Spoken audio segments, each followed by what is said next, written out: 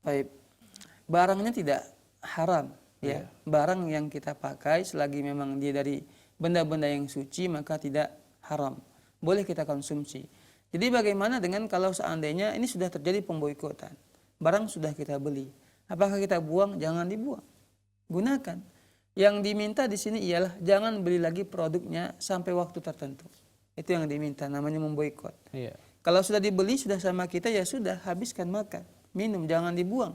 Bahkan kalau kita buang termasuk tabdzir ataupun ya perbuatan yang boros, perbuatan menyia-nyiakan harta. Dalam agama kita tidak dibolehkan. Karena barang yang tersebut yang kita miliki itu barangnya halal, ya, dan kita membeli dengan cara yang halal, ya. Tapi masalahnya ialah negara yang memproduksi ini negara yang memusuhi Islam, kemudian menghina Nabi Shallallahu Alaihi Wasallam, maka oleh sebab itu jangan beli kembali barang-barangnya, jangan beli kembali. Kalau umpamanya dia punya kuasa, dia punya toko, tutup, artinya barang-barang tersebut dia tidak boleh jual lagi sama orang. Dia segel kah itu, dia larang orang membelinya. Itu cara dia membuktikan cinta Nabi Muhammad Sallallahu Alaihi Wasallam.